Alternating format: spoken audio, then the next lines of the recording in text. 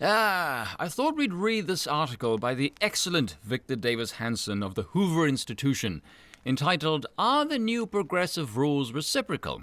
'Tis a good question. In the era of peak woke, we are supposed to accept any radical departure from long-held custom and tradition as the new normal. Perhaps, but if so, is the improved new code of behavior at least reciprocal?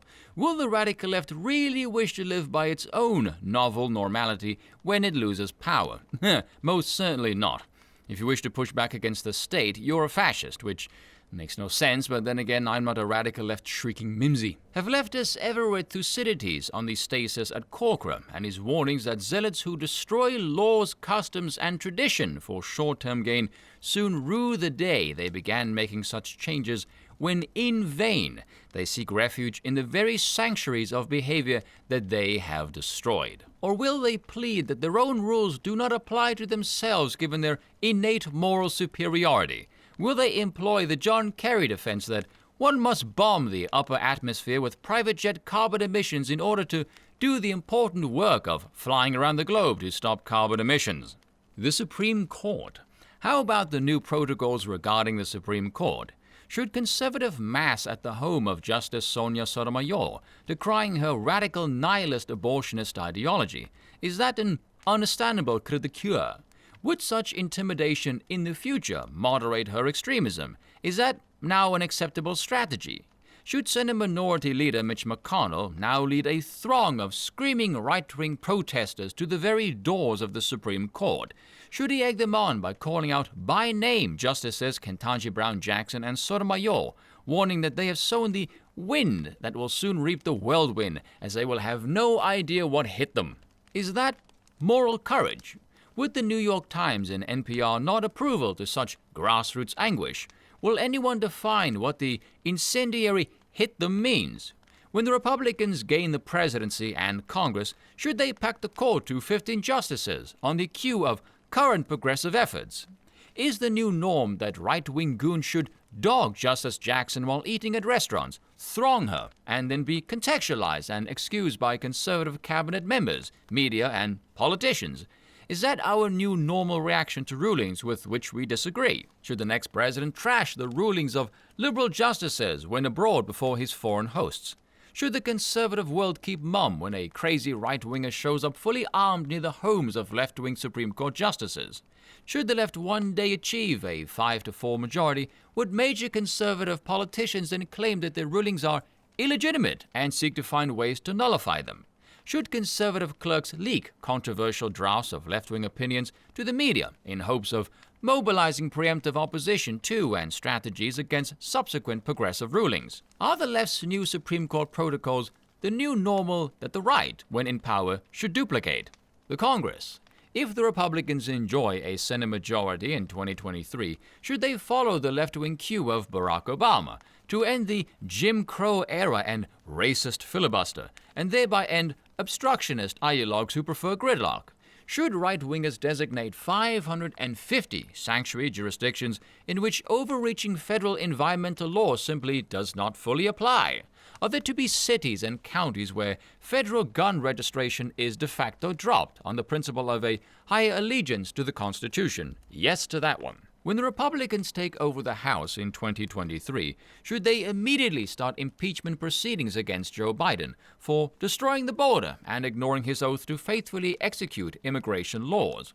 Will they also appoint a special prosecutor to investigate the big guy to find out how much of son Hunter Biden's cash he received and whether he fully reported such income to the IRS, or to impeach Biden a second time as a private citizen once he leaves office? Is that the left's congressional legacy? Or should they call in Ivy League psychiatrists right now to telediagnose Biden as demented and deserving of an intervention under the 25th Amendment? Yes. Should they subpoena transcripts of all of Biden's private calls with foreign heads of state? Or bring in those on the National Security Council to testify to what Biden said privately to foreign leaders, to ferret out any sign of senility or reference to Biden's family skullduggery? That's a good phrase, that.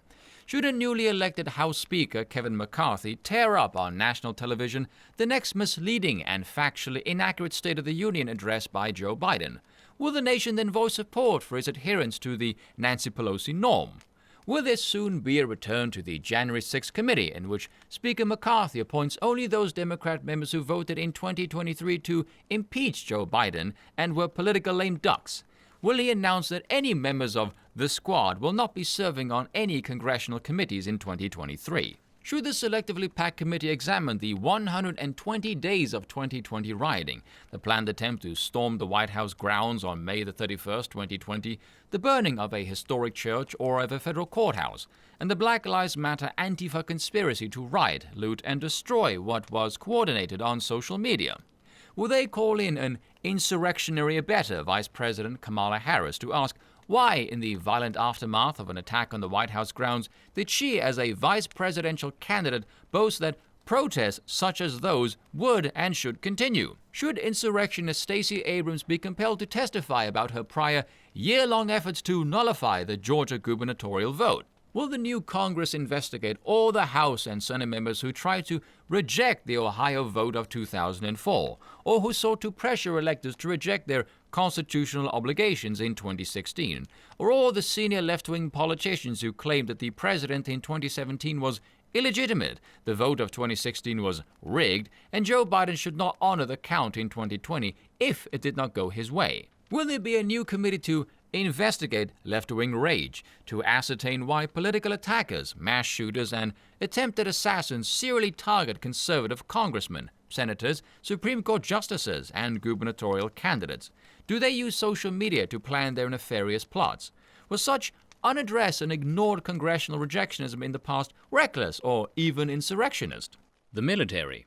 What will be the new norm should a new Republican appointed chairman of the Joint Chiefs or Defense Secretary vow before Congress, without supporting documentation, that he is rooting out dangerous BLM and Antifa sympathizers in the military as likely insurrectionists? Will he express worry about black rage that is reflected in inordinate proportional representation in spiking violent crime, and especially disturbing new asymmetrical hate crime statistics? Will he worry that white males are vastly overrepresented in combat units and die on the front lines at twice their numbers in the general population? Is that a de facto violation to the most existential degree of equity and inclusion or diversity? What will be the reaction if the next chairman of the Joint Chiefs calls up his Chinese communist counterpart to warn him that Joe Biden is senile and talks recklessly about removing Putin, and thus China or Russia must be warned should Biden suggest something dangerous? Do new military norms accept the chairman now has operational authority and can simply abort the chain of command when he sees fit, regardless of the statutory link between the president and defense secretary and their theater commanders? What will happen if a slew of conservative retired generals now senses a new normal and will thus publicly decry Joe Biden as a fascist, a Nazi-like failure, a veritable architect of Auschwitz border cages, a liar, a cheat, and deserving of removal the sooner the better? Will that be okay? Will there follow applause or at least exemptions under the new normal? Or will an unhinged liberal voice in the wilderness vainly suggest such invective is improper, if not illegal, under the Uniform Code of Military Justice? What would happen should the new military demand mandatory conservative and traditional civic education among the ranks, banish the current woke diversity, equity, inclusion industry, and thus see recruitment crash? Will the left stay silent or scream as the army struggles to achieve just 40% of its recruitment goals? The FBI and CIA. What about the new normal at the FBI? Will it stay a retrieval service, but this time around for a Republican president in 2025? Should an adult first family member lose a feloniously incriminating laptop, a sexually embarrassing diary, an unlawfully and deceitfully registered handgun, or a wayward crack pipe?